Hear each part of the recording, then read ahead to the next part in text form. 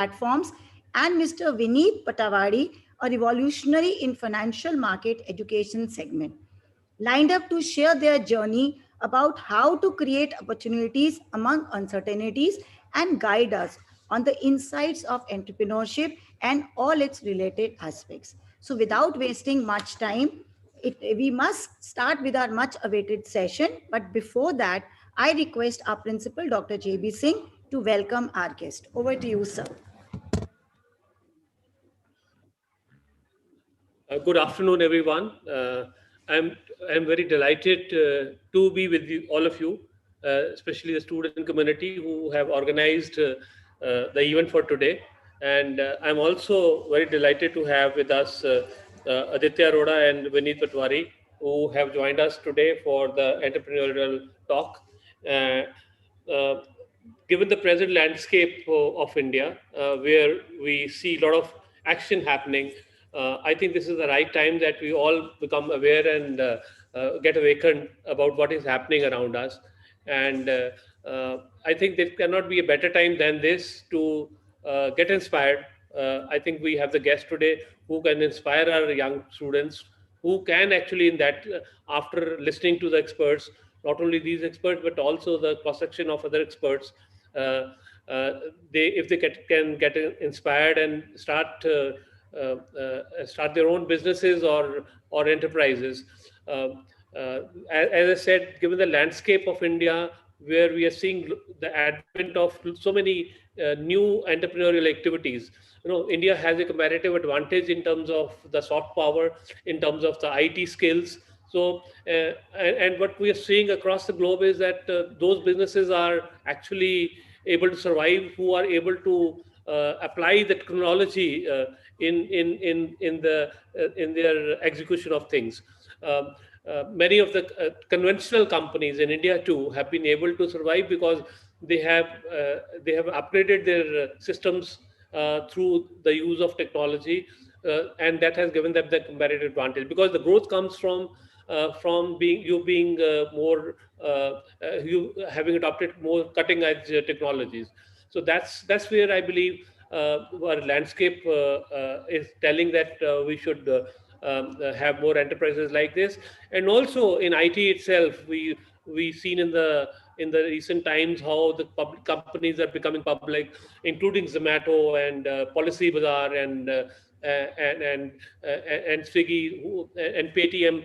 There's a lot of companies which are going to come in the stock market, and they're wanting to raise money so that they can become successful. We in India, we really want that the scale of our companies become large, because when we look at the large companies like Facebook, we look at Amazon, and we look at IBM's and Amazon.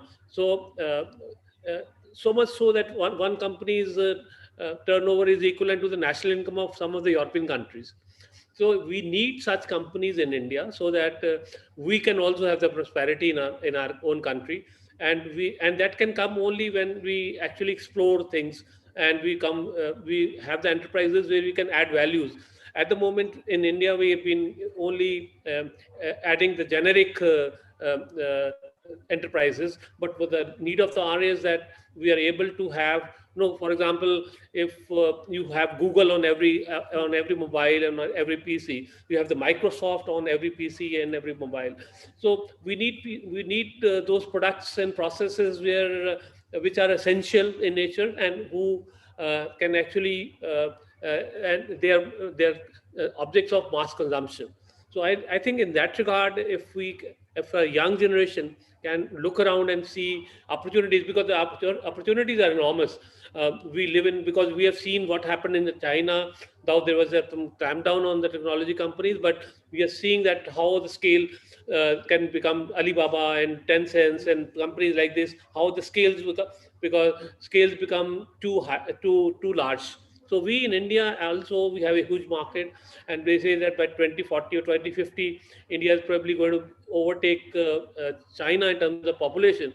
So if you have a huge market, the scales can also become larger.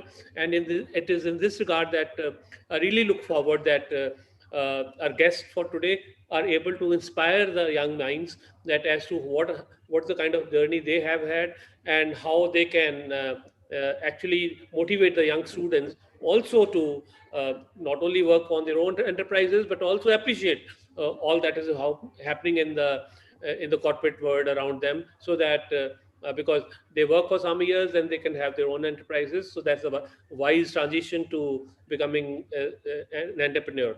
So once again, on behalf of the college, on behalf of faculty, on behalf of students, I accord a very warm welcome to the guests. So that, and we sincerely hope that the student community get encouragement from the speakers, and they take it in the right stride, that what they are speaking is actually relating to them, and how actually when you get into the execution of things, how what kind of problems erupt, because there's no easy sailing. So the kinds of disruptions, as madam said, the kind of problems that erupt, so how you're able to sail through those problems, and how you then overcome and become sustainable and develop your competitive advantage and competitive edge.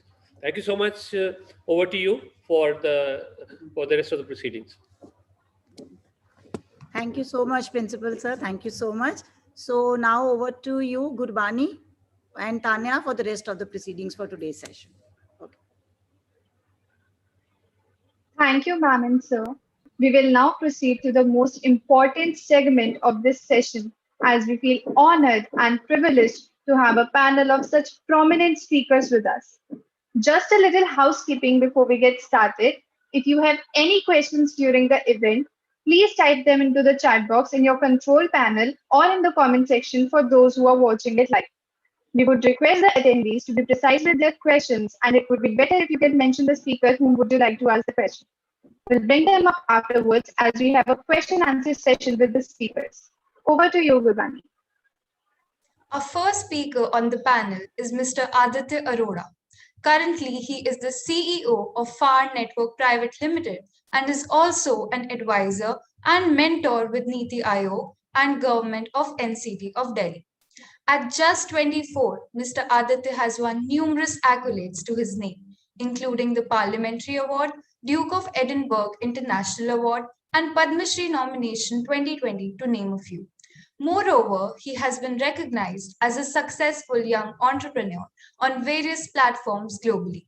He has delivered guest lectures at over 300 institutions to share his journey and has led several successful campaigns, including Education Yatra, Entrepreneurship Mindset Curriculum, Atal Innovation Mission Niti Aayog, among others. Here is a short introductory video that we will now be playing for you.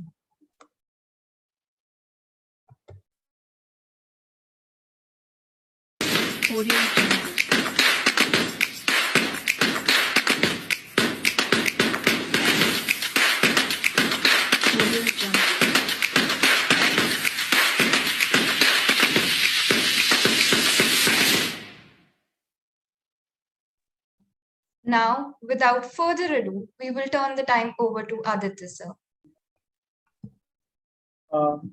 Thank you so much, Gurbani, Team Urja, and the others. I hope you are able to see me and hear me properly. Just give me a heads up. Perfect. Thanks a lot. A very good evening to everyone here. I'll still use the word good afternoon, but I hate afternoon. I think there's a morning time, there's a evening time. So I always use good morning and good evening together. But anyways, I'm so glad to be here amongst all of you. I've spoken at events organized by Urja before, but before the pandemic. I remember speaking at a Achievers Talk a couple of years back and meeting the faculty and principal sir as well, who just went by. And I love his spirit. I think he's there to support every event that I've seen. And of course, his words of wisdom are definitely help to all of us. So today's session is about how to build startup from scratch. It's a very important thing, very important question to get answers of. But how do you do that, right? Building a startup, as of course the madam before was speaking, one of the toughest things to do, right? You accept failures, you feel rejections, then you have to pivot, you have to change your destiny as well. But things are not working out. So building a startup is all the more difficult in that sense. But how do you, of course, go ahead and do that? That's the challenge. Today, within the short 30 to 45 minutes session, I'll try to see what best I can incorporate in terms of giving you the knowledge. And I'll be more than happy to share my own journey as well, because I also started building a startup from scratch while in college. So yeah, I think let's get started. And towards the end, we'll try and take up questions. But whoever wants to be an entrepreneur or whoever does not even want to be an entrepreneur, I think having the mindset like an entrepreneur is very, very important, no matter if you're doing a job as well. So today's session will cover about of course, how to build a startup, and second, how to develop mindset like an entrepreneur. So that students who don't even want to become an entrepreneur, they also get benefited by this session. So that is there. So I think let's start. I'll give a very quick introduction about myself. Most of that, of course, has already been given by the team in the video that you looked at. That video is a bit old, so at that time it was about 150 plus events, and now I think 1.5, 2 years later, I've almost touched 300. So this journey of mine, of course, started in college itself. I went to Shahid Sukhdev College of Business Studies, University of Delhi also, to study finance. And I always wanted to study finance and investment from start.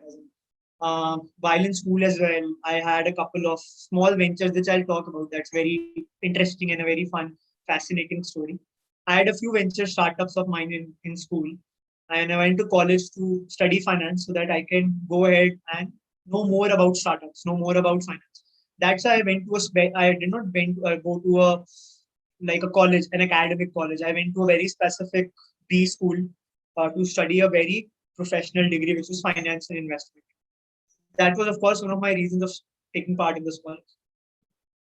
Now, during that course, of course, I landed my internship at Bard, which became a life-changing internship for me. And as you know, now I head Far Network as the CEO of the company. It's almost been about 2.5, 3 years now. I've been heading the company as the CEO. And what we do is we invest in startups. So as you know, startups, we were talking about startups go public. Zomato becomes public. They become publicly listed companies. But how does that happen? Firstly, they raise capital from venture capitalists, from angel investors. And that's when they become big. They get more capital and then they become so big that they take capital from public, right? Not from investors. That's when we talk about that companies have gone public. But before that, they raise a series of capital, which is through venture capitalists, through private institutions. Like consider the case of Zomato. So Zomato went public. The biggest investor in Zomato is the venture capital firm called InfoEdge Ventures. So they raised capital from InfoEdge Ventures. And just before IPO as well, most of the public market companies raise capital from venture capitalists and equity investors. Which Zomato also did. They raised some capital from venture capitalists and private equity. But how does this thing entire work? That is something we'll try and, of course, explain how to build startup from scratch, and this comes in later. But I'll tell you a bit of my story, and then we'll straight away go into the practical aspects of it. I don't believe in theory a lot, so let's talk about practicality. When I was in school, I always wanted to start a startup, but how to start it? I never realized how to start a startup. Startup was like a jazzy word, right? In fact, I tweeted about it as well that startups are the new age guitar. Every college kid wants to have one, right? So all of us want to have one, at least guitar in a startup. So when I was in school, I realized that I don't want to like do what the others are trying to do. Like I was that kid in the class where अगर सारे लोग एक line में खड़े हुए हैं तो मुझे दूसरी लाइन में खड़े होना है. Not the conventional Amitabh Bachchan कि हम जहाँ से खड़े होते हैं वहाँ से लाइन शुरू होती है, but just that I want to do something different which others are not doing. I have found solace and joy in that कि मैं कुछ ऐसा figure out कर रहा हूँ which not others are not doing. So I realized कि let's maybe think of some business idea, right? Somewhere I can make money. I wanted to make more a college. I wanted to make sort of pocket money as a school student.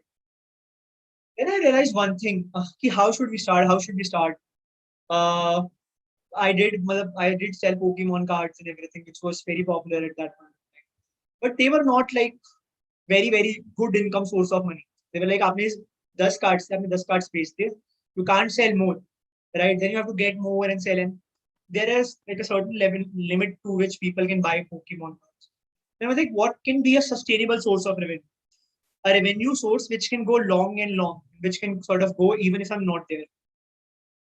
So I realized the second thing is that there was a canteen vendor in my school. I realized that canteen vendor was someone who was not doing well, right? Second thing I realized, and this did not happen over one single day. I like kept on observing things in school. The first thing I observed, canteen vendor is poor, right? Does not do very well. Second thing I realized that happened when we were celebrating the birthday of my classmate. That if you have to order something, if you like to have, let's say, order Domino's pizza inside a school, you can't order it because school does not allow outside food while you are in the school premises and in this during the school hours. That was the second thing that I realized. The school does not allow. So I tried to fix in those both the pieces that were there, right, and try to see if there is a connection between. So I realized canteen vendor does not do well, and students can't have outside food. So that means the only possible deduction is that students are only having food either prepared by their home, like either made from their home, or either of their classmates, right? So दो ही तरीके से लोग खाना खा सकते हैं, तो घर से वो लोग टिफिन बॉक्स लेके आ रहे हैं या वो अपने क्लासमेट्स का खा रहे हैं. उसके अलावा कोई थर्ड पॉसिबिलिटी है नहीं. You can't go outside. And canteen vendor is not doing well. People are not going there. Now, I realized that this is the solution. This is the situation. The entire situation is dependent on one thing, which is lunchbox. If lunchbox is not there, the students have no other option to eat food. Okay? They have no other option. And if they have no other option, the only option becomes going to the canteen vendor, right? Because you can't have outside food. So I realized, okay, this can be a monetary, like this can be a future startup idea. Then I went ahead, I talked to the canteen vendor and said that if I send in like 20 to 30 students of like from my class to you every day, I'll tell you the probable names in advance. If I send you them, like send them to you, will you sort of give me a commission on the sales? And he was trying to understand, so how would that happen? I was like, let's say अगर मैं आपको 10 बच्चे भेजता हूँ अपनी class से, 10 बच्चे for example 700 रुपए का सामान खरीदते हैं आपकी कैंटीन से, तो आप मुझे उस पे 20% कमीशन दो. You will give me a 20% cut on that, which would be like in this example, you can say 140 rupees, right? Right? Okay, deal. The canteen vendor was doing, as I said, pathetically bad. So he realized, yeah, if like I'm giving 20% commission, then that's there. I'm able to make a living out of this. So now I realized कि ठीक है, business model is set up. I realized the problem. Okay, I have figured out who my target customers are, my school students, my class batchmates. I have figured out the business model. Of course, that is there. I figured out my vendor. That is there. I figured out my timing as well, because this will only happen during lunch hours. उसके beyond नहीं होगा. The last thing that I figured out was how to execute this. And my execution was based on two things. One thing is, and this is all of us would relate with this, that there are almost 20 to 30% students in our class who eat their lunch box in the first period, right? So if I go ahead and eat their lunch boxes in the zero period, which is their zero period, they'll be hungry faster. They'll have need for having more food because they have a habit of eating food in the first period, and now that food is already eaten. So by the lunch time, they'll be more hungry. That is the first thing I realized, the first hack of my entrepreneurial business. Second thing I realized, that if I eat the lunch boxes in groups, let's say A, B, C, D, E are in groups. They are friends. If I eat the lunch box of A and B and C and D, they won't have other option to go to any other groups and eat. So let me target that into groups, ताकि लोग एक दूसरे का ना खाएं. क्योंकि मैं सारे lunch boxes नहीं खा सकता. I have to decide groups में how many lunch boxes can I eat. Started doing that. Now I also started eating less of food in my own home in order to maintain that appetite to eat extra food in school. I started eating the max lunch boxes I did, right? To be very honest, I started doing it. I could not eat like all the lunch boxes till the end, but 75%, 70%, in some cases 100%, I used to eat. And अगर कुछ बच जाता था, I used to pack them up and मैं बाद में जाके I used to give it to some needy people. I used to hoard it, store it. But store में करता नहीं था इतना ज़्यादा because storing had risk that I would get caught if let's say someone discovers that store is there. And with food, the problem is even if you store it in a bag, anyone can smell it, right? So that was the. So now I've explained you the entire thing. Now I go ahead, I eat lunch boxes. People go to canteens and they have food. They start eating canteen food. Canteen vendor goes massively up in sales. I start getting my commission. I start doing that. I keep doing that for about a month or so. I start getting money from it. Every day I used to go to the canteen vendor, settle my record and get money. He was surprised at how students are coming in. And I used to always say one thing, कि sir आप आम खाओ, गुठलियां मत खाओ. आपको revenue मिल रहा है, आप बस उस पर फोकस करो, आप और कुछ मत देखो. Because I was scared अगर वो जाके टीचर को बताता. And since I was of course a monitor as well, मैं असेंबली में आता था पीछे जाके खाता. ठीक है. So मेरे executing starting 0 period as I said होती थी और असेंबली के टाइम पे जब पूरी क्लास खाली होती. तो ऐसा मैं करता रहा ऑलमोस्ट 2 months के लिए and it got successful. But after 2 months I realized that I can't eat more food. There's a certain limit of appetite that even I have. मैं 200 लोग का खाना नहीं खा सकता, right? So now I thought कि मैं अकेले नहीं कर सकता. I have to build a team of hunger eaters who will go on and hunt lunch boxes. We should call ourselves the lunch box hunters. So हम गए and I figured out my friends. मैंने उनको बोला किसी को बताने की जरूरत नहीं. We'll just go and eat food. ऐसे गए and we started eating food of the classes of our classroom students. We ate almost about 80-90 boxes and we used to sell it. We used to sort of go to the canteen vendor. Now I was sharing my commission. So long story short, this is my first startup idea. Although it's not like a startup, of course, but it tells you how did I start that from literally from scratch, right? Eventually I got caught by the PT teacher, right? उसके बाद बहुत पिटाई हुई. But जो मैं करा 3-4 months, I think this is what stepped me to do something else in life. This is what gave me confidence that Aditya, you can think out of the box and do something. But if you look at the story and break down, how did I start from scratch? Firstly, I analyzed environment, situations around me. I analyzed that canteen vendor is not doing well. Second, I analyzed the situations within me. So canteen vendor जो था वो school की situation थी, पूरा school उससे affect कर रहा था. Then I analyzed मेरी क्लास की कुछ सिचुएशन क्या है, that people celebrate birthdays but they can't order food from outside. Then I analyzed my vendor, who will be the missing, like the connecting piece. कि एक साइड की problem ये है, दूसरी साइड की प्रॉब्लम है, कनेक्ट कैसे करूं. Then I analyzed my canteen vendor and I brought them. Then I analyzed, now I have brought them up together. How will I go ahead and make money out of it? Because making money is very, very important. You can't do a business without making a lot of money. You can have impact, of course, but you need to make some bit of money, right, to sustain. Now I realized how will I make money, right, which was through the commission model. And once I started doing that, I realized my execution aspect, which is very, very important. I've realized everything, but that is all in my head. How will I go ahead on ground and execute this? कि मैं किसी को मेरे को PT teacher ना पकड़े, कोई canteen vendor मेरे से सवाल ना पूछे, कोई स्टूडेंट ना मुझे देख ले, मेरी भूख मतलब my appetite does not get filled. So all these are execution problems which are on the startup, which won't happen.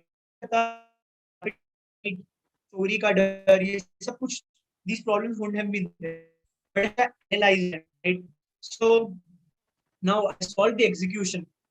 After solving certain early level of education execution, I realized that it's possible. The list box that out there. So next thing I have to do is build a team which execution.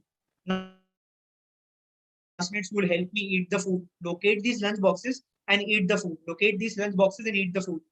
So now I build the right team. How will we do it?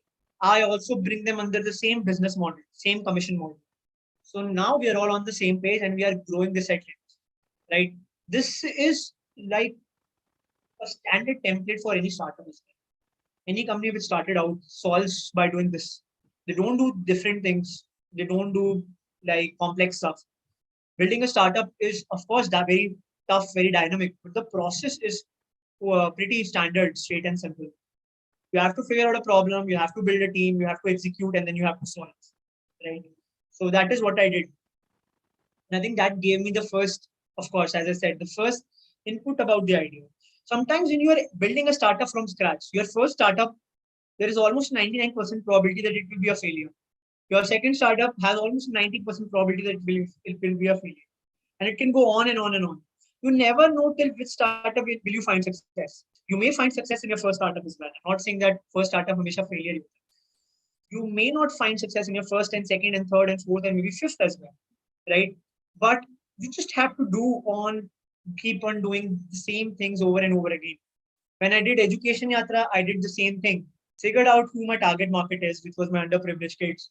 Built out a model, built out my business model in how will I partner with NGOs and how will I compensate them for partnering with me, and then execution.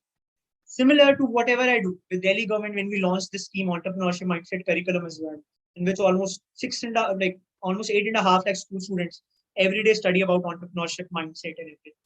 And this is my second segment in which I'll tell you about. That is the process I followed every day, in every single problem, and that's how you build startups from scratch. You figure out technology, of course, that is a plus. Figure out a technology on how to do it. If I would have figured out a technology here in my lunchbox ka startup, my technology would have been that wherever my school partners are, wherever my lunchbox hunter team is, I can get their real-time live location.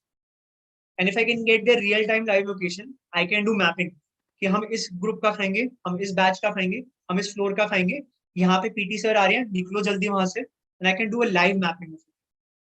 But of course, at that time, I did not have such brains to make it possible. Aaj I improvise and conceptualize on that idea. So technology is a must, but after that, of course, I think it's just execution. This is how you build a startup from scratch. Now, I think the last thing I'll just quickly touch upon is how do you build this mindset like an entrepreneur? How do you have that crazy head? A lot of people keep asking me, Aditya, आप ऐसे कैसे सोचते हो, मतलब कि कैसे ऐसे करना है lunch box? How does these weird ideas come into the mind of entrepreneurs? Do they take something like other in food? Do they have something else? And I just say one thing, like entrepreneurs are crazy people, but they are one of us, right? It's not that they are born crazy. Entrepreneurs are people who have, of course, grown from us and who have, of course, grown ahead and made their mark. So how to build mindset like an entrepreneur? One thing, guys, and this is applicable to people who are not just entrepreneurs, but who want to do any other thing else as well in their life, be it jobs, be it master's degree, be it anything that they want to do in life. You have to realize that entrepreneur is nothing different. Like entrepreneur is someone who just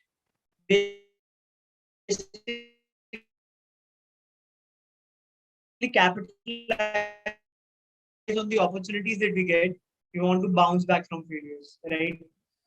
So those are the two traits of an entrepreneur. Only have to realize that fascinating story. We'll just take 5-7 minutes. Now, when I was working, is one thing that entrepreneurship is such a practical, guys.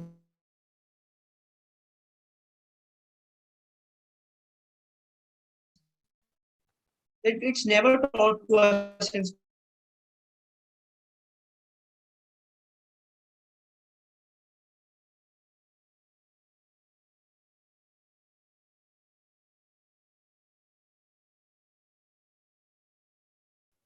Excuse me, sir.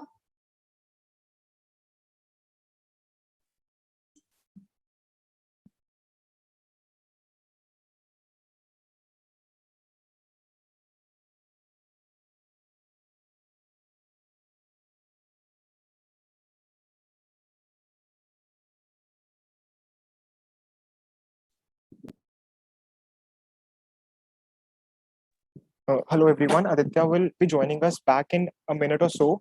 Until then, please wait.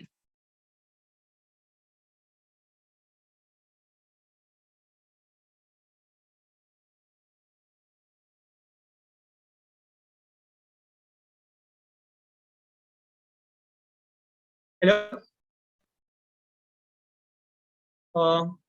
Can you guys hear me and see me now? Yes, Aditya. Yes, sir. Yes, sir. Sure, sure. Sorry, guys. I don't think. I think the Wi-Fi went off. Anyways. Yeah, back again. So what I was talking about, I was talking about that no one talks about it in school, our college, right? And how do we expect students to become more entrepreneurs, like become more entrepreneurial, when we are not talking about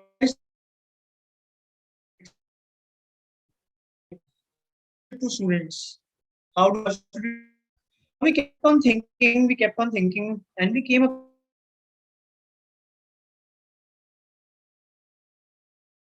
was and acceptance does not come from success. Acceptance comes a lot clear. So we realized that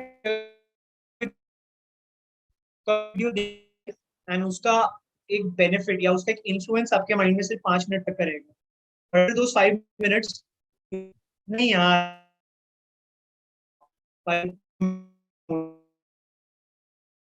and I'm sure all of us relate to it. Even I am on the same end.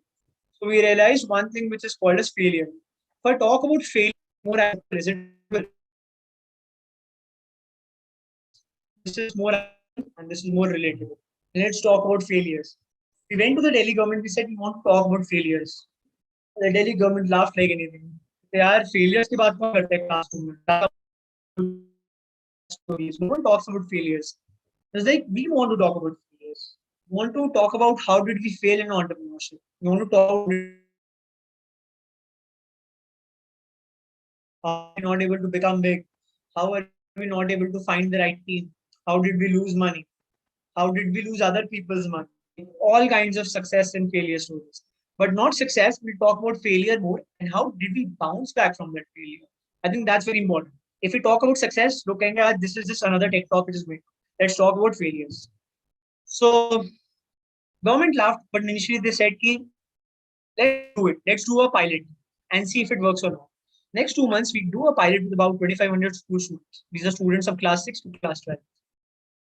We talk about failure every day. Every day for those 2 months, my job was to go to a place in Secretariat, which is of course where the Delhi government offices. Teach students failure stories every day. Do nothing, just failure, failure. Once we reached their outcomes, we had three parameters which we were assessing. One was that did the students improve academically? One was did the students find more happiness and peace in at their homes? Third was did they have better relationships, not just with themselves but with their parents, with their peers? The first thing that we did they have better relationships at home? Of course they did. They felt more acceptable and open, not just to themselves but to their parents, to their peers. Did they feel better within themselves? Of course they did. They said they were more happy. They felt more relatable, more inclusive with not just themselves but with the other groups, other they were studying. Third, never thought that academic and failure stories would be related.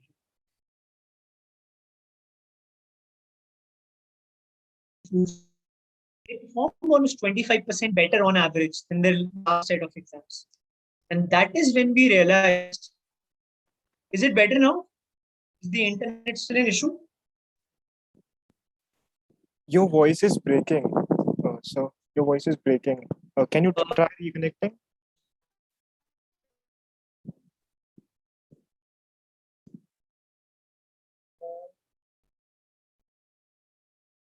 Am I not audible at all? You are audible, but your voice is breaking. Just give me a quick sec, then let me just Sure. go to a different setting.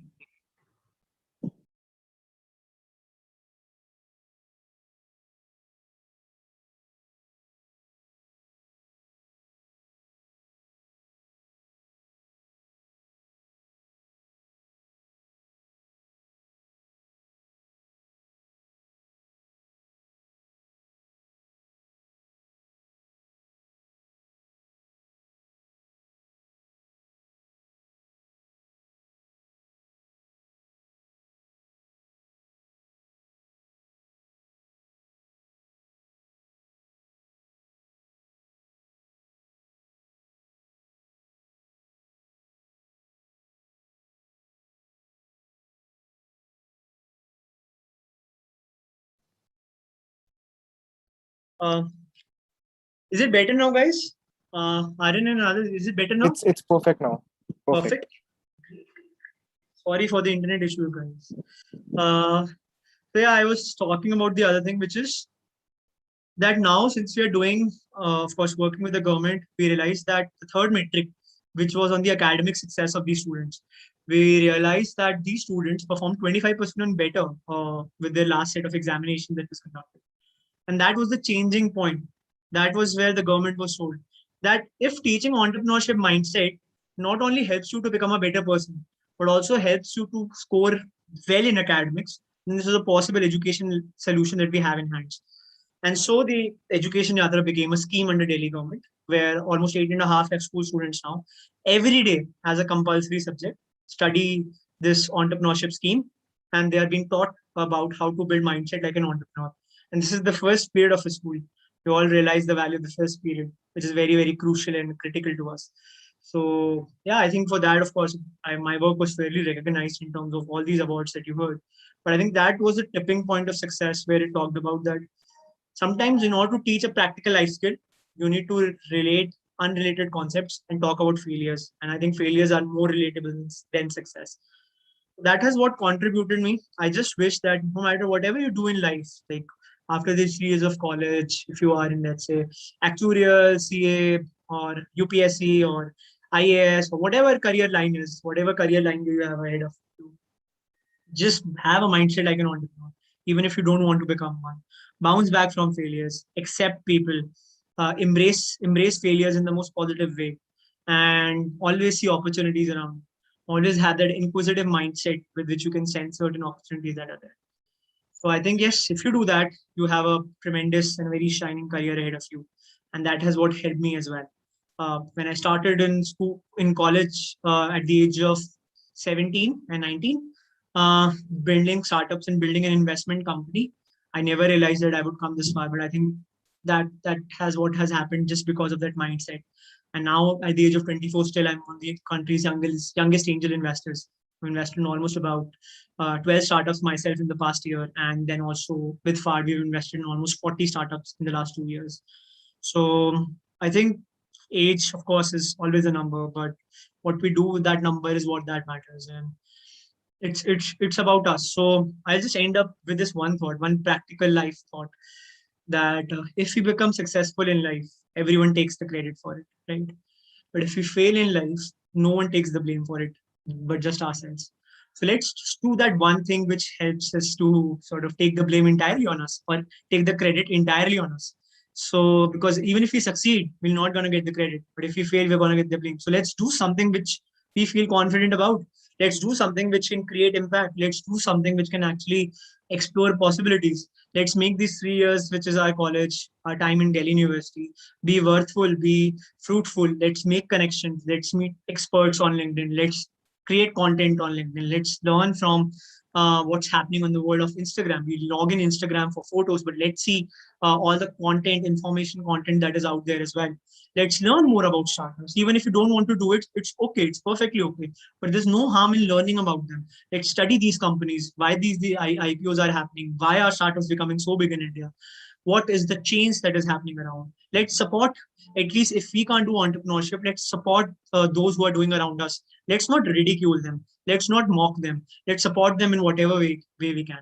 Entrepreneurship is a very tough, very lonely journey. So let's at least be that level of support to our friends. And no matter, whenever we try their products, let's pay them for it. Let's give them a candid feedback around their product. Let's be honest and truthful for ourselves. So there are a lot of things we can do as a college student. There's a limitless opportunity that we have in our hands. And as college students, the 3 years that you have, guys, in front of you, these 3 years are going to decide what next that you are going to do ahead in life. If in these 3 years you give your CAT exam and you go to an MBA, you are going to then go towards more of a corporate job. In these 3 years, if after those 3 years you go ahead and you do your UPS examinations, then you're going in the IS in the administrative room. If in these 3 years you start a startup which kind of becomes successful, you are going ahead in entrepreneurship post your college. So these 3 years are just 3 years, but these 3 years are very critical, very life-defining years of your life. These 3 years practically define what you're going to do ahead for the next of your life. So make a wise decision, make a wise choice. Don't just listen to the first opinion that you get around you. Entrepreneurship is risky, so is job, right? Entrepreneurship, you can lose money. So in job as well, if you don't perform, you can lose your salary. So pros, measure the pros and cons, but beyond that, follow your heart and follow your passion. If you don't do that right now as a college student, I think we can never do that ahead in life. Even after those 3 years, if let's say we choose an option which was standard or which was conventional or which was told us by our parents, we'll become successful in it. But will we be happy? That is something you need to ask yourself.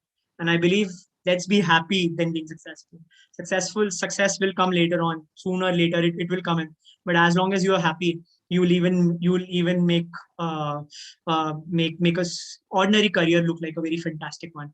So let's do that. Let's be happy. Let's preach. Let's network and let's communicate. So I think with that being said, I'll quickly hand over for Q&A. But before I do that, if you want to know more around questions around know more around startup funding and everything, I'm doing one thing. I am uh, dropping my YouTube link in the chat where I talk about funding startups and how to build startups from scratch. So please do share this in your network. Please do subscribe. Would mean a lot. Please follow and please give your feedback on this channel as well. I've just recently started it. And yes, the kind of feedback that I've gotten now is amazing. We've already crossed about 500 subscribers in just 2-3 videos, the first playlist. So look forward to working and look forward to seeing you guys on the other side. So thank you so much, Team Urja, and look forward to talking to you guys.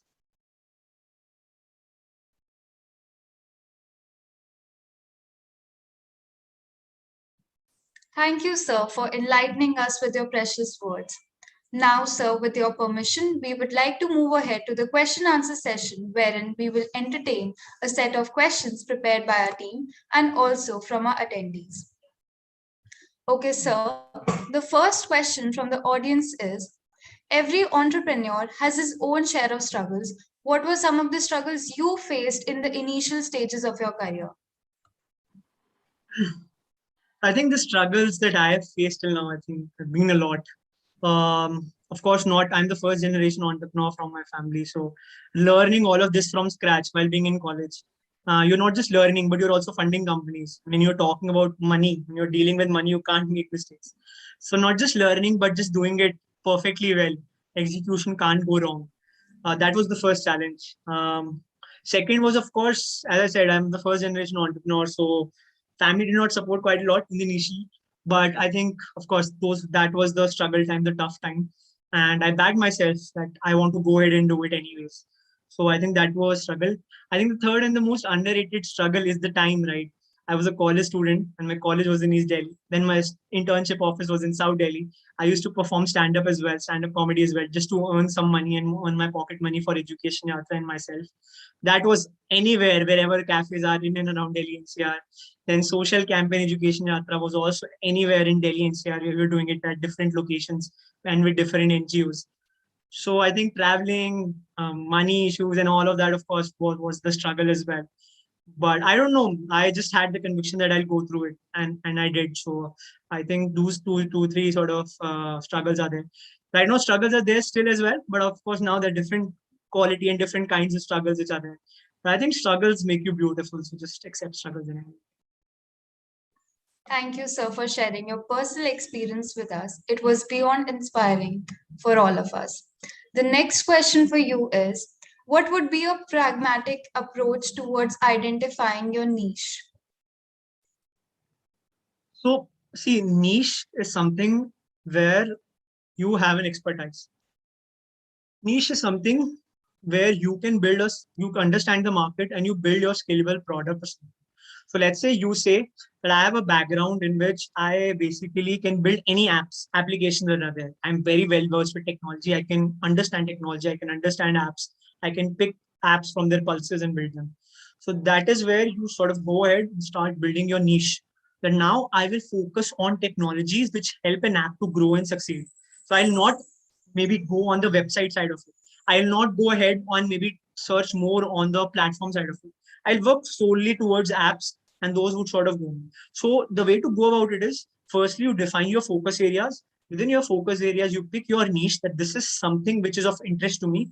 And then the third and the most important step is you go deep inside that niche, right? Because niche will only become your expert area when you have more knowledge about it. So that's why you learn more, you learn from people, you learn from books, and that's how you define your niche and you go about defining your niche.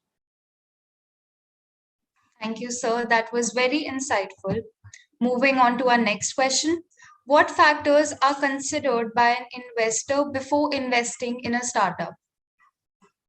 In fact, I made a very informative reel around it as well.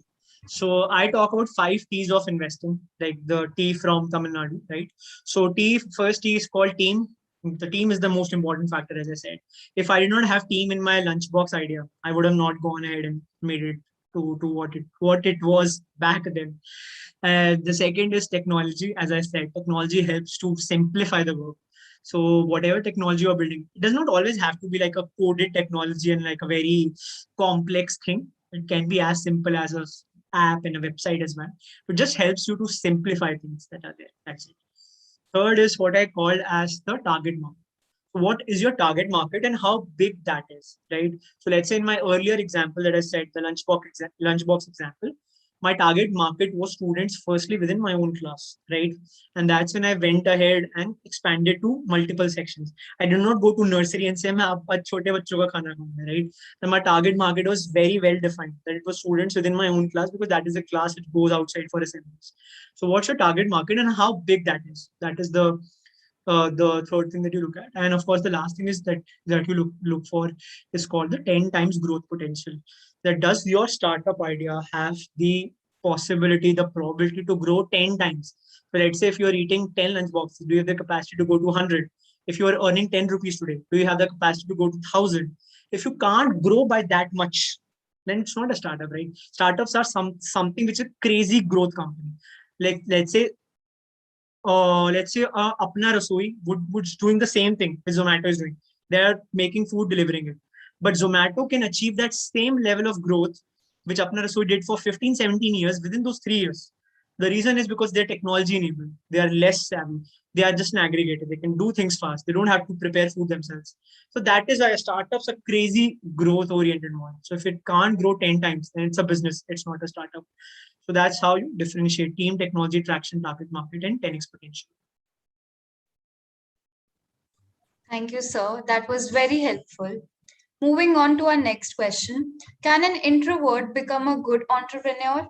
Or is it that you really need to build relationships to make your venture a success? That's a very, very good question. In fact, I asked this question in a conference when I was attending conferences. I asked this to the speaker that, "Sir, I'm introvert. Can I become a good entrepreneur?" And I think he told me one thing which I've also realized over the years doing it myself as well. Startups are not at all defined by personalities, right? An investor will not fund you if you are introvert, right? It's not like that. Or maybe a customer will not pay you money कि sir तो introvert है मैं उनको पैसे नहीं देता उनके service use करने के लिए. Introvert extrovert is more a matter of choice. Where do you see yourself? Which side you're more comfortable with? But one thing I realized, like I'll not call it introvert. You can still be an introvert and have a lot of relationships and talk with a lot of people. It's not that introvert का मतलब बस यही होता है कि वो बहुत शांत रहते हैं और extrovert का मतलब होता है मुंहफट. ऐसा नहीं होता है, right? So you can still be an introvert within your own personality and still talk to a lot of people, still have active conversations. So I think whatever introvert or extrovert, it does not matter to me or to anyone. But what matters is your ability to deal with people. Just that, right? That you have a knack of working with people, you have a knack of communicating things on time, and you have a knack of course, understanding people's problem. If you do that, I think there's nothing that can stop you from becoming a successful entrepreneur, no matter whether you're an introvert or an extrovert. That was beautifully answered, sir.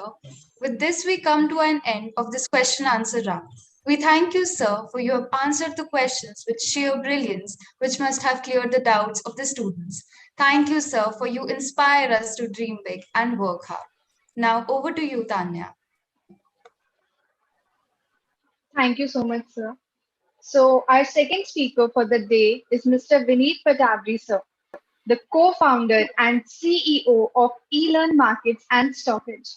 He has also worked with companies like Crisil, Fincubation.com, Credit Academy, and others. He holds a degree from the Indian Institute of Management, Indore, and is also a chartered accountant. He has been recently recognized by the Business Connect under the CEOs of the year 2021. Mr. Vineet had a vision of simplifying finance for everyone, and that's exactly what he did. From rejecting a seven-figure job to building India's largest platform for financial education, Mr. Vineet has had quite an inspiring journey. The space is all yours, sir. Hi, thank you, Tanya, and very good afternoon, everyone. Um, it's, I think, almost a graveyard session wherein people are feeling sleepy after their lunches. But the good part is you had a wonderful session just now, where you heard a lot of things about entrepreneurship. And I was also lucky for last 15, 20 minutes, I was listening. And I also got some very good insights. So I hope you all are now charged up. Good that my colleague, my friend has done his part, and now you guys are very charged up for entrepreneurship. So I think we can begin our journey. So Tanya, you want me to straight away get into the presentation and start talking? Yeah, sir, anything which is comfortable with you. All right, so I will share a presentation. Can you give me the right who starts sharing? Okay, yeah, I can do that. Yes, okay. So can you see the presentation on your screen, everyone? Yes, sir. All right. So friends, once again, very warm welcome. And it's, it's seriously, it's awesome to see 200 plus people listening to you over a Zoom call, right? And that also in the afternoon. So, it's such wonderful times that we can connect with each other without flying, without going here and there. So, and the knowledge sharing, experience sharing has become so easier. I think it's the best time to learn from each other. So in that journey, I will share some entrepreneurial experiences which I had in building e-learn markets and stockage. I'll also tell you what e-learn markets and stockage does for people who don't know that, right?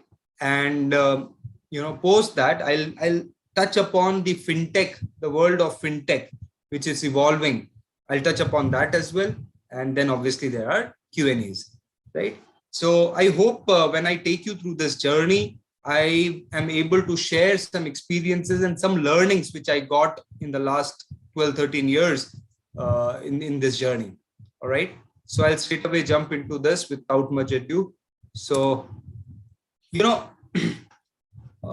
every journey starts with a purpose, with a reason, right? And there is a quotation on your screen. And this quotation more or less defines what I am in terms of a person and what I do. All right. So I'll read it out verbatim for you. This is by our ex-president APJ Abdul Kalam, one of the most revered, most respected personalities across the country and across the globe. So never stop fighting until you arrive at your destined place. That is the unique you. Have an aim in life and continuously acquire knowledge, work hard, and have the perseverance to realize the great life. Friends, if you read between the lines, every line talks about only one thing, and which is perseverance. You never stop fighting is perseverance. You learn continuously, that's perseverance. And you work hard continuously in your life, that's also perseverance.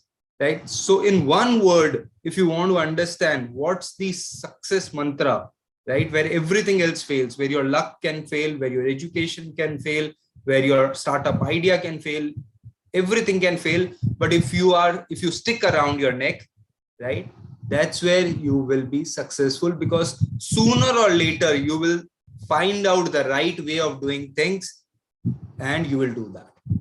So with this, let us move ahead. So here are some decisions, some learning, some failures in my journey. I graduated from IIM Indore in the year 2008, and my first job was with JP Morgan. That was the time, it was a very, very different time. Today, it's like, 13 years after that. So 2008, Lehman Brothers happened. The markets crashed. The jobs, whatever jobs were there in the market, they all evaporated. There were no jobs. So, it was a very difficult time for MBA because the fact of the life that most of the MBA seats are filled with a single purpose, that people want to get superb jobs which can get them awesome salaries, right? But all of that, suddenly Lehman Brothers failed, and here all the jobs which were there in the market suddenly were no more there.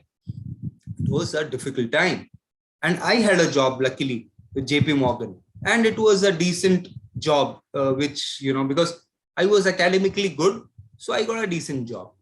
But friends, what I did at that point of time, I didn't take that job up. And I started my own platform called Fire Up. It was around, CAT preparation, online CAT preparation. That was the year 2008. I launched it in the mid of 2008. I started working on it when I was in my college, along with some friends. And why I did that, what was the philosophy, why, take such a big decision of rejecting a job, a good job, and going into entrepreneurship. I'll share all of that with you. But first, the journey. And I started this venture, which was into online. And why I chose CAT? Because CAT was just going online. 2009, I think it went online. First time, the entire examination happened online, no paper, no pen. And that I thought that when the CAT exam is going online, people will start preparing online. Obviously, it happened, but it happened around 7-8 years later than what I expected, right? Because people were still preparing in classroom. But nonetheless, I did that venture. There were a lot of learnings, right? The startup failed. If I say in terms of, the numbers, the financials, it failed. Maybe it was ahead of its time, but it gave me immense amount of learning. Situations were getting a little difficult. So I took up a job with the rating agency, India's best rating agency, CRISIL. I worked there for not more than, I think, a year, right? And then I got in touch with one of my college senior, Vivek Bajaj. I was 2008 pass out. Vivek is 2005 pass out from IIM Indore. I'm a chartered accountant. He is also a chartered accountant. In fact, we went to the same school, but with a gap of around 5 years, 5-6 years. So, I met him in one of the college alumni meets. And there we got connected, and he said that you want to do something entrepreneurial, I want to do something, let's join hands. And we always wanted to do something which was in education and which was related to finance, because our entire background was finance. So we chose the idea, but I'll go a little deeper into the philosophy of why actually entrepreneurship, why the idea, where it comes from. So friends, when I was in college, in my college days, in my graduation days, I realized I was also a commerce student like you, most of you. And I was in Calcutta, St. Xavier's College. And, I had a lot of people who used to trade in markets. And the problem with us was, we tried to find a mentor, someone who can teach us how to, trade, how to profitably trade and not just lose money in markets, because most of the people actually who do intraday trading or swing trading, they end up losing money in markets. Because obviously if you straight away start driving cars on the street, you will obviously meet an accident, right? Similarly, if you start trading without knowledge, you are bound to lose money. But that's something which 95% of the Janta in India don't understand. And they end up losing money in markets and they start cursing markets. So going back in the year 2004-05, we wanted to learn. And at that point of time, no one was teaching financial markets. No one was teaching trading, technical analysis, fundamental analysis. No one was teaching those subjects. Obviously, they were part of some courses like CA or CFA or MBA. But no one was just teaching financial markets if I want to make a career in financial markets. And it was such an untapped opportunity. Till date it is, right? But obviously now markets have grown much, matured and much wider. But nonetheless, going back then, there were few trainers, but those were extremely, extremely expensive and very few in numbers. From there, the thought came, because it was a personal problem. So we realized that we need to create an ecosystem wherein we can make this financial education accessible. Going one step back, when I and Vivek met, we tried and expanded this thought process a little more. We said that finance in itself is complicated, not only financial markets, personal finance, wealth management, insurance, mutual fund, everything has its own complexities. And that also has a big problem in the country because, our financial literacy is very, very low. Financial inclusion is very low. People don't understand stuff, and that's why they lose money in markets. Their wealth get eroded, their capital get eroded. That's one side of things. The other side is, if you are invested in, let's say, fixed deposits, which is, I think, India's favorite financial investment, you earn around 6% these days, which is less than the rate of inflation. You all are commerce student, you understand time value of money, and you understand that when your money is earning less than the rate of inflation, actually you are losing your money. The money is getting eroded year by year. So this kind of scenario needs to be changed. And the only way you can change it is by shifting the investment pattern in the country from, low interest yielding, low income generating assets like fixed deposits to high return yielding opportunities like equity investments. But obviously equities are complicated. So we decided that our motto will be simplifying finance. That's our one line motto, simplifying finance, right? And in that when we delved deeper, we understood that let us start from teaching people, right? So we created this platform called Credent Academy, which was a classroom based training platform. But after working on that for years, couple of years, we realized that this has its own limitation, geographical limitation. Obviously, when you want to do a startup, you need to have tech, like pointed out by my earlier speaker. So you need tech. Tech is something which can give you wings, which can make you fly. The numbers can jump much bigger because the world becomes your audience. So we launched eLearn Markets in the year 2013-14, around that time, around 14. And eLearn Markets has this motto of simplifying finance by creating a platform wherein we can bring in best experts from the country in multiple languages, in multiple aspects of finance. And we did that.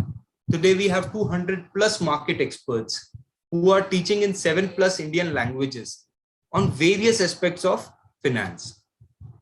Moving forward, as I said, tech is important part, and so are the relationships, right? The first T, the team, right?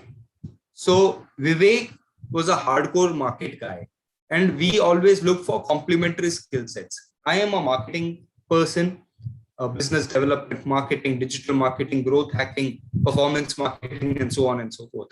Vivek is a stock market person. His family was into stock market from a couple of generations. So he was the hardcore market guy. And Vinay, our third partner, he joined hands later. He is a techie. He developed the platforms like eLearn Markets and Stockage. So friends, if you want to do something in life, team is extremely important, no doubt about it. And additional point which I can give you is, while deciding your team, selecting your team, understand that you need to have complementary skill sets. You have to be good at something, your partner have to be good at something else, right? So that you can complement each other. And one very, very crucial aspect of continuing those relationships is you should have clearly defined boundaries so that there is no overlap of responsibilities, right? And you respect each other in such a way that you don't interfere in the decision making of each other. Obviously, you can give suggestion, you can discuss, you can brainstorm, you can fight, but ultimately you leave the decision making to the concerned person of the area he is managing. So that's where the real power of partnerships come out, and long lasting relationships are made. We are partners from last 12 years now, 11, 12 years, and it has been an amazing journey, amazing learning experiences. So friends, if you can take away one thing from this, learn how to make good relationships. I personally don't like the negative connotation which is connected with the word networking. right? Because there it's very soulless. We have to talk about relationships. And someone asked a very relevant question that introverts, can they be good entrepreneurs? Friends, let me tell you, introverts are better at making stronger relationships, right? You need to decide. See, I believe in two things. One, your professional personality can be very, very different from your personal personality. In your personal life, you can be a very, very different person, like an introvert, and in your professional life, you can be a very smart talker, right? So it's completely possible, and that's what you should aspire for. You should not restrict or should not bring your personal personality to your professional personality, right? So moving ahead, we took it online, as I told you. Now we have 300 plus courses by 200 plus experts, right? And now it's India's biggest financial market learning platform. If almost all the experts you see on media channels like Z, CNBC are also available on e-learn markets, and you can learn from them. And apart from them, also there are very, very knowledgeable folks, and they are teaching subjects which are very practical, like let's say personal finance, financial modeling, right? Technical analysis, derivatives trading, and so on and so forth. So the point is, if you have your motto clear, if you have your goals clear, right? Things will, as I told you, if you are sticking around your neck, people will come and get connected with you. Relationships will get built, but you have to be there, right? God gives a lot of opportunities to people at different times. You have to be there all the time so that you can get the opportunities whenever he gives you. So e-learn markets we launched. Now we have a million plus learners on e-learn markets, 200 plus courses. So here, there's a synopsis of where we are. So as I told you, 1 million plus learners, and these are verified registered learners on our platform who are learning something for free or paid, because our model is such that it's a freemium model wherein you have a lot of content for free, because we wanted to spread financial education, a lot of content for free. And then you have expert content, which are certificate, etc., which are for charge. We have now 200 plus experts, 7 plus vernacular languages, and then you have English and Hindi, obviously, right? We do webinars, and these are micro modules from experts. We have now 200 plus webinars, and so on and so forth. We have our courses are certified by industry organizations like NSC Academy, MCX, NCDX, and so on and so forth. So friends, if I tell you in short, right, when we started, we never knew that we can impact so many lives. And now we are impacting 1 million plus learners in e-learn markets. And surprisingly, what happened is, when we started e-learn markets, we realized that it's not only sufficient for people to learn something. They need practical tool. When we talk about markets, if I teach you that what's a balance sheet, how to read a balance sheet, how to look at management quality, how to look at fundamental ratios, how to do valuation, and so on and so forth, right? You will tell me, where's the data? Where do I go and get this data from? So that was a real problem. And they were available platforms, but they were very, very either noisy, that means full of ads, not very, comfortable to play around with. And otherwise, the ones which were, the alternatives were very expensive. So we thought that we need to launch something, right, which gives access of data and analytics to people, and in such simple terms that everyone can understand. Friends, one simple assumption we took, which no one was taking in the industry, in stock markets, everyone was assuming, including the newspapers which you read, Economic Times and Business Standards, and all the other platforms which were there in 2016, they were assuming that, the users who are coming, they understand markets, right? You give them data, they'll understand markets, they'll grasp it, and they'll take decisions. On the contrary, we took an assumption that people don't know. And where did we get that information? Obviously, by teaching people, a lot of people, we realized that people don't know, and they shy away from asking people. So it's better that we assume people don't know. And in every data point we give, every analytics which we give, every screen which we give them, we integrate learning in that. So that if there is a term called RSI or a MACD or candlesticks, people don't get boggled up and don't get scared. They can quickly see what it is. In fact, now each and every topic has also got a video tutorial, has got text tutorial, the way you want to learn it. So in fact, stockage in itself became a learning tool other than being a data and analytics tool. So, when we launched stockage, we did a lot of brainstorming, and we thought for an investor, any investor, whether equity or mutual funds or any kind of investor, what are the steps or the life journey he goes through? And we realized ideally it should be learning, then doing data and analytics so that he can take the right decision. Third one is collaboration. We Indians, we have this habit of collaborating with others, right? So for example, how do we invest? Look at your family, look at your uncles, look at your dads. How do they invest? So either the suggestions come from someone, some relative or someone that, भैया मैंने Reliance लिया, आप भी ले लो, या ये particular stock बहुत अच्छा लग रहा है, ये म्यूचुअल फंड में करना चाहिए, म्यूचुअल फंड सही है, ये है वो है. Then we look at experts in TV, TV channels. Then these days, Twitter, Telegram, and whatnot, everywhere there are experts, and people follow them and listen to their suggestions, recommendations, tips, and so on. The harder problem was these recommendation was coming wherein we had no role to play because we had no learning. We were not analyzing that data. Straight away, the third piece was coming, which was we were getting information from someone and we are investing in that. We are saying that you do the third piece. सुनो सबकी, but करो अपनी. अपनी कब कर पाओगे? जब आप सीख चुके हो और जब आप analyze कर चुके हो. So we gave you e-learn markets, we gave you stockage, and to collaborate also. Now we are about to launch our third platform, which is Stockage Social, where we are creating a collaboration platform where people can come and discuss amongst themselves and also with experts.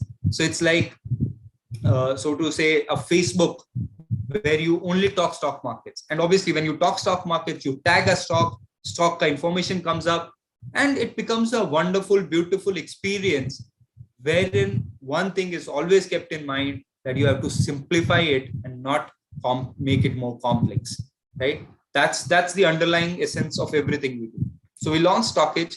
Now Stockage has become bigger than e-learn markets, which was launched, for our users. It has 2 million plus downloads on Android and on iOS. We have been highly rated throughout. We are at around 4.4 and around 1.2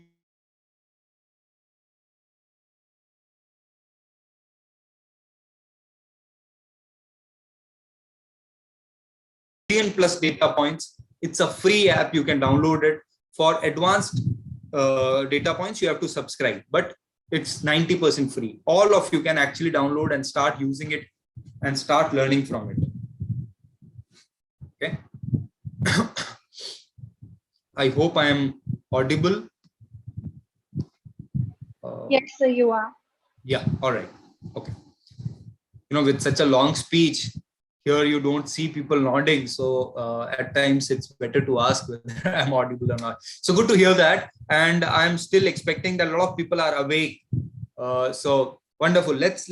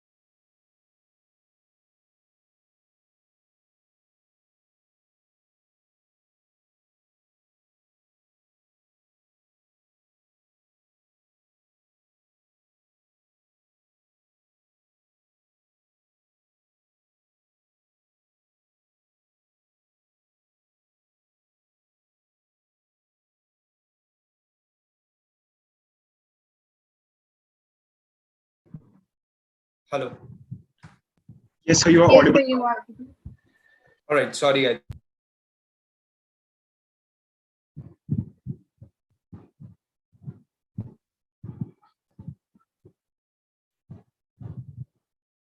Can you see my screen?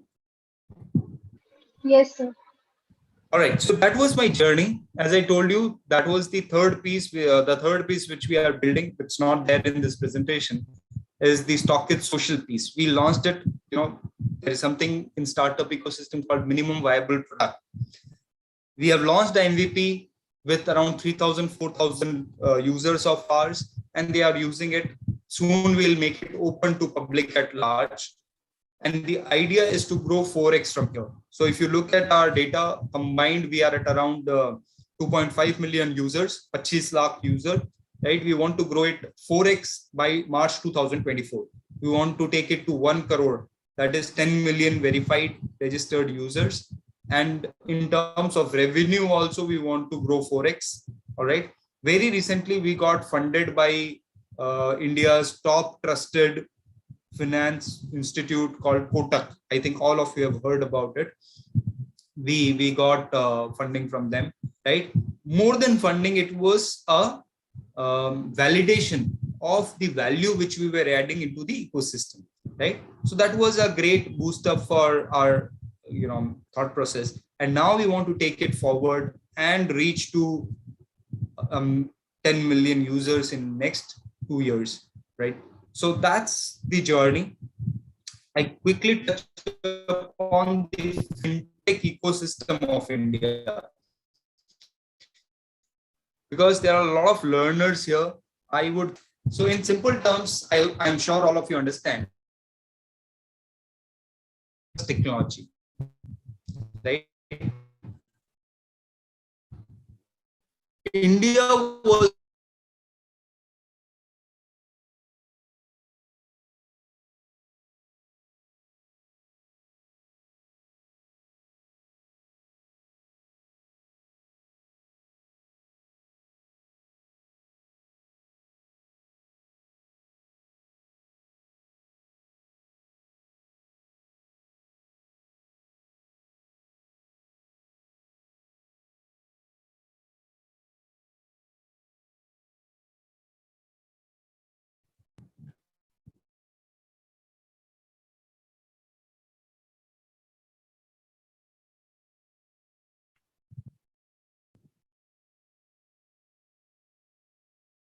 hello. Yes, sir, you are audible.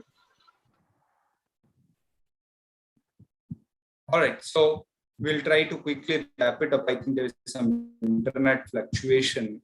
All right, so no problem. Technology is always like that, but you need to tame it. So let us try again. So as I was telling you, 2008 was a year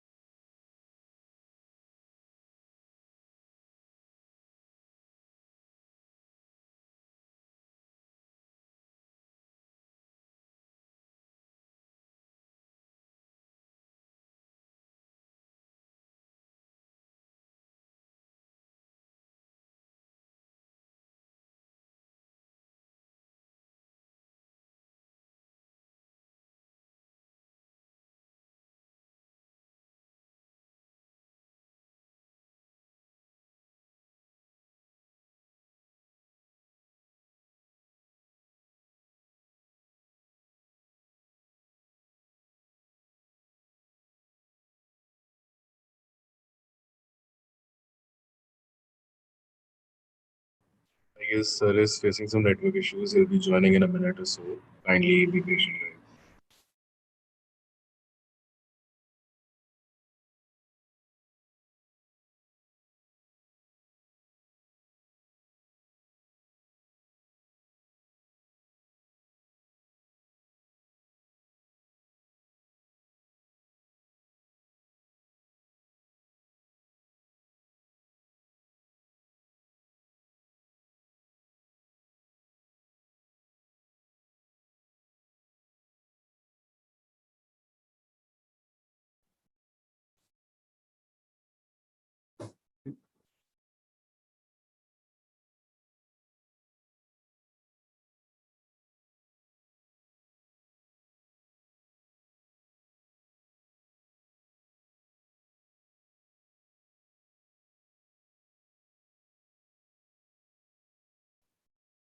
Hello.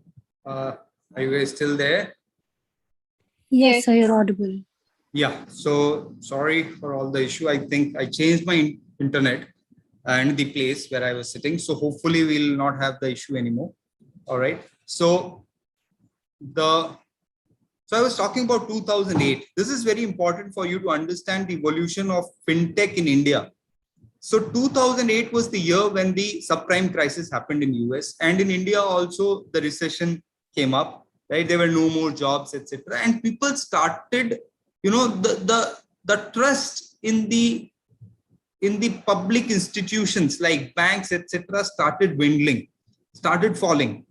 And that led to the growth of, or the birth of, alternate ecosystem, wherein people started shifting from traditional banking system to the new entrants which were coming into the ecosystem. So for example, you look at Paytm, right? Earlier people were not trusting anyone else with their money other than banks. But when, in 2009, first time Bitcoin got launched, the Google wallet came in 2011, Apple Pay came in 2014. Somewhere around that time in India, Paytm also came up. And then one by one, many wallets came up, right? So this trust building started happening, and people started trying newer things, and which gave them confidence that you can go beyond banking. And this led to the growth of a parallel ecosystem, which got, into wallets, into payment gateways, usage of credit card, usage of debit cards, everything flourished. So if and this continued. The other big event which gave a big rise to the whole ecosystem was the demonetization. I hope all of you remember that 2016, our beloved Prime Minister, Mr. Modi, he launched this thing where suddenly the notes became 2,500 notes became useless. So 1,500 notes became useless. This demonetization led to a very beautiful thing, right? People started understanding that there is no alternative to finance. You have to invest your money in financial assets, because the black money was getting flushed out of the system. See, the black money was finding its way into real estate, into various assets like golds, etc. So Indian used to invest primarily in gold, real estate, and so on, because of the parallel economy. Now this parallel economy was getting squeezed because of this demonetization. This led again of channelization of the savings of Indian from physical assets to financial assets. And when people are investing in financial assets, they need financial avenues. They need good brokers. They need good mutual fund houses. They need a lot of intermediaries in between who will serve them. So this led to the growth of invest tech, wealth tech, and obviously the other side, when India was growing, they need more credit. So this led to lending, side of the story. There are hundreds and thousands of platforms got built. So in next 3-4 years, there are 2,000 plus fintech startups which got launched, right? And this was across the board. And now we are at another, with artificial intelligence and machine learning coming in, and with blockchain technology coming up. These days, the world is moving towards a very different ecosystem within fintech, which is led by cryptocurrencies and the blockchain technology. Okay, just give me a.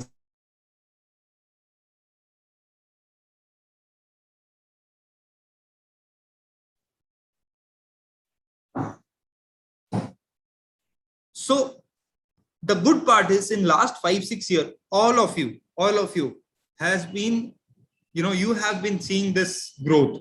And let me tell you, friends, you are at a time, you are entering the industry, you'll enter the industry at a time, which is the, I think, paradigm shift in the entire way the world of finance works. because now the centralized currency, which we call fiat currency, which we have been using so far, has got a competition. Earlier there was zero competition. Paisa hi bhagwan tha, sab kuch paisa. Kaun sa paisa? The notes which we were talking about.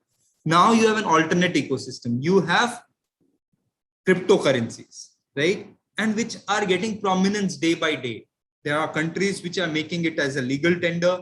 There are companies which are starting it to accept as transaction value.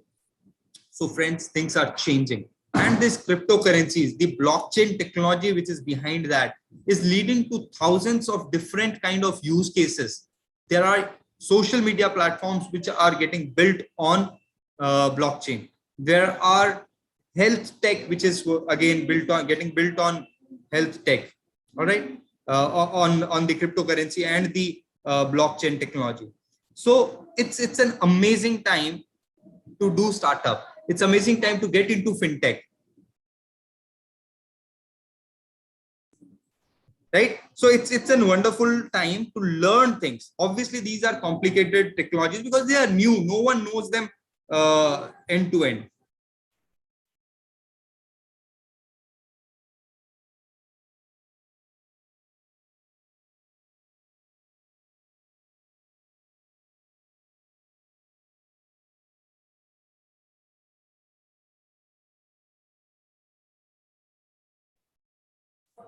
Hello. Sorry. So this is what it is. And the good part is, all of us can actually participate in this because this is decentralized. This is not owned by a particular, central bank like RBI or anything. You can build your technology on top of blockchain. You can find new use cases and build startups. Obviously, this might look a little complicated to you at this point of time because you don't know, some of you might not know the basics of blockchain technology. But I invite all of you, right, to try and learn what's blockchain, what's cryptocurrency, what's, what are the technologies, who are the players who are working on it. So yes, so that's what I wanted to share with you. The opportunities are immense in every field of finance. You take up anything, right from, let's say, giving a day loan of 500 rupees to someone to, let's say, solving the problem of big companies in their loan systems, or investing their extra money, or let's say helping people to invest, Indians to invest money abroad. There are thousands of use cases which you can work on, right? Friends, I'll request you one thing. If you want to do something in life, right, learning is no alternative to learning. You have to be a learning machine, right? Because the more you learn, you will understand where the money can be made. If you have heard about the Japanese concept of ikigai, it says that do something which can make money for you, right? Which is useful to people, right? Where you are passionate and which can add value to the world. So find out such concept, and to find that you need to read a lot.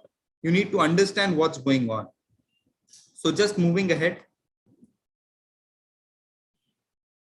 So there are many ways. I've already discussed all of this, right? So I'll skip it. I'll come to, what aspect which the earlier speaker also talked about.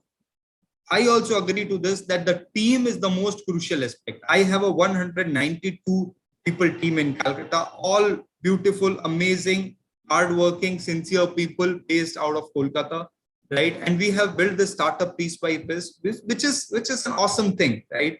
And it can only be done when you start believing that you need not be the smartest person. You need not be the person who will take all decisions.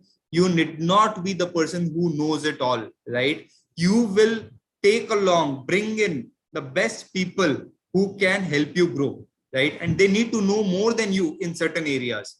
That's how, if you are the smartest person in the room, probably you are in the wrong group. This is something which you need to understand while building a startup team.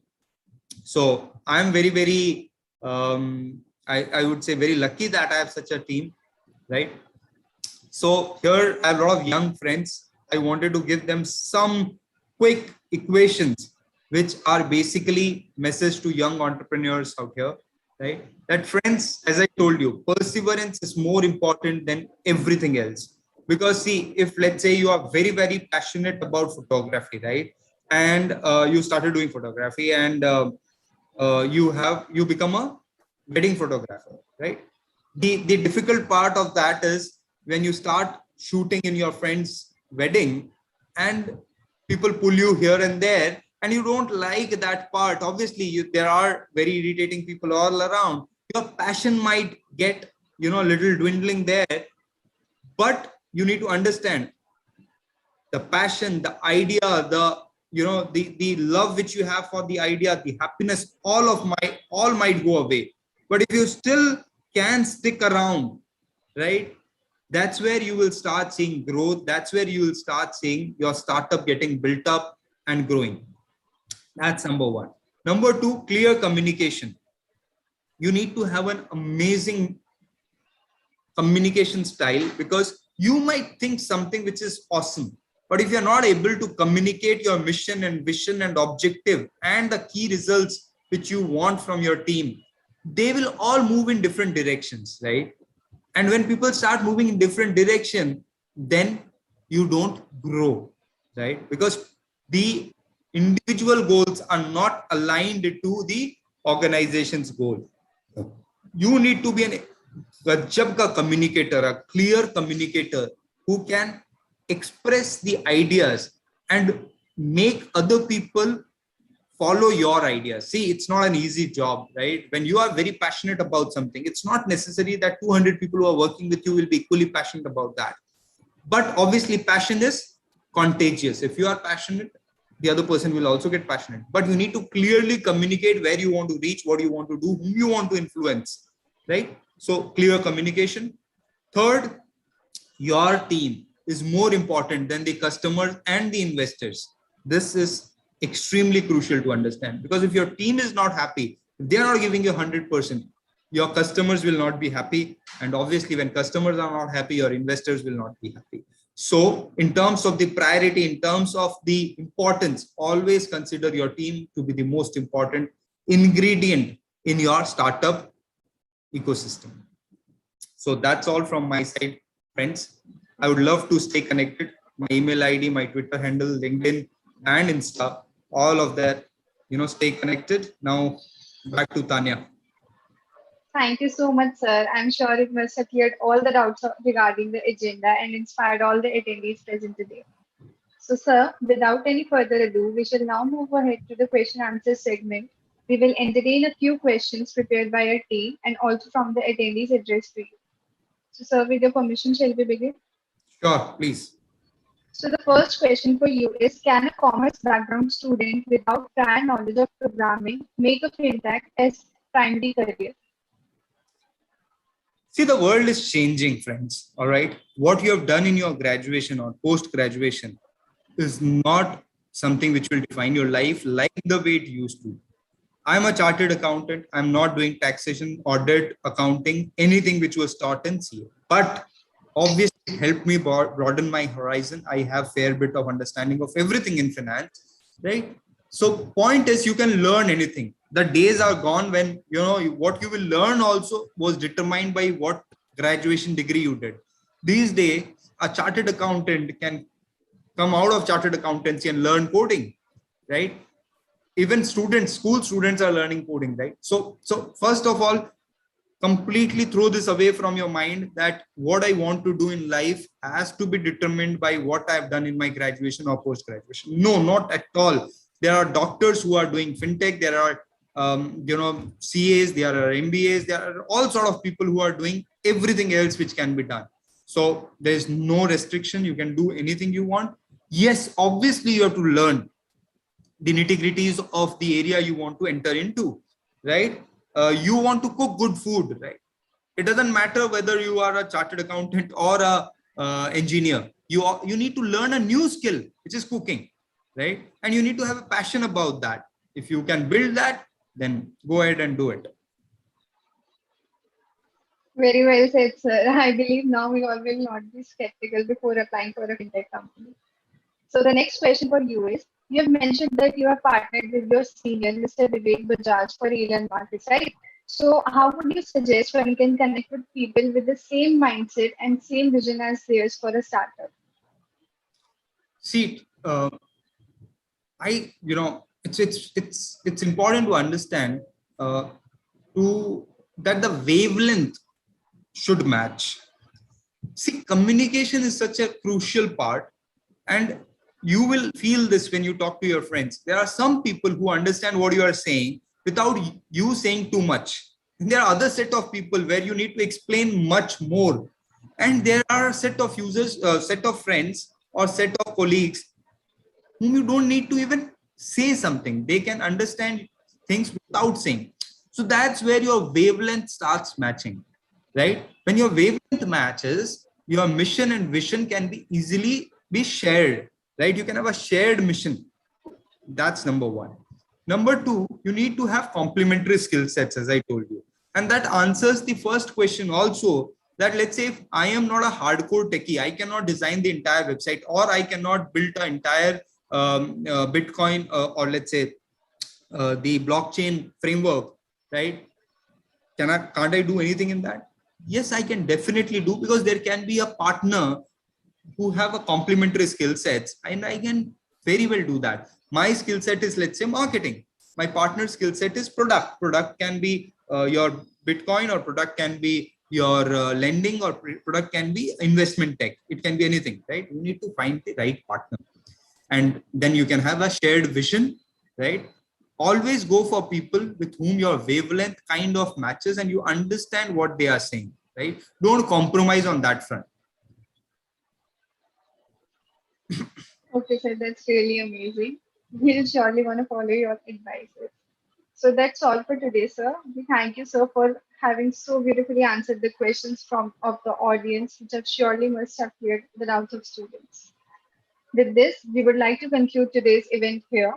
We request you to kindly fill the feedback form that is posted on the chat. And a very important information, eLearn Markets and Urja have collaborated with the aim to make stock market easy for everyone. And so we'll be providing you all with a free course on stock market, which you can avail using the coupon code URJA100. I repeat, the coupon code is URJA100.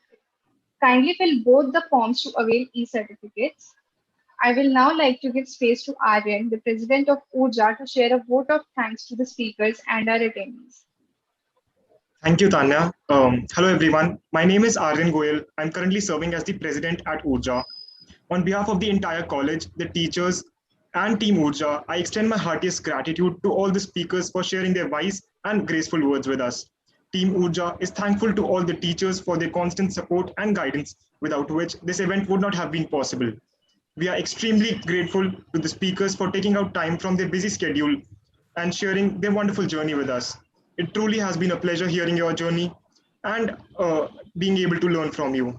Last but not the least, we would like to thank everyone present here for being a wonderful audience. We hope that this session has been enriching for all the attendees. We have a lot more to offer and hope to have such events in the future as well. Team Urja wishes you a great day. Thank you so much. Over to you, Thank Tanya. you, Aryan. We request, thank you. We request you to kindly fill the feedback form and the form for the course that is posted in the chat box. Only those who have filled the feedback form and signed up for the free course will be receiving the e-certificates in 2 or 3 weeks. We hope to have you all for more such sessions. We wish good luck to everyone. Stay home, stay safe with your families. Thank you, everyone. Before we wrap up, we also have Dr. Gurminder Kaur, who is the convener of Urja, with us. If, ma'am, you would like to say something to everyone. Yeah. I think you guys have done a wonderful job. So thank you, Team Urja. If Mr. Vineet Patawari is still there, thank you so much, Mr. Vineet, for such a wonderful session. And of course, Aditya Arora has done wonderful. Uh, he was there when we welcomed him, but you, sir, you were not there. So I just wanted to place on record our heartfelt thanks to our students for their career options, for building up their confidence, and for giving them, hope in this uncertain future, that yes, opportunities are there. So you just have to follow your passion. And I think what you've said in the last, what I've just heard is, if you have passion, you will you are willing to take up hard work, and once you are into your hard work, of course, nothing is impossible. You can achieve the impossible. So thank you once again, sir, for your wonderful session, to the Urja team for conducting this session so beautifully and so wonderfully, and for the audience for their patient listening, students and all. So I just hope we will get to see more of these sessions and be able to achieve much more information from such good speakers and benefit from them, for benefit a lot from them. Thank you once again, Mr. Vineet Patawari and the team Urja and our students once again. Thank you so much. Thank you so much for having me. Okay. Okay, thank you guys. It was a great session. Well done. Kudos to your team for all the efforts that you put in. Chalo. Hoping for something on the same line, but yes, something on different lines also. Thank you so much. Okay. Thank you so much. Okay. Okay.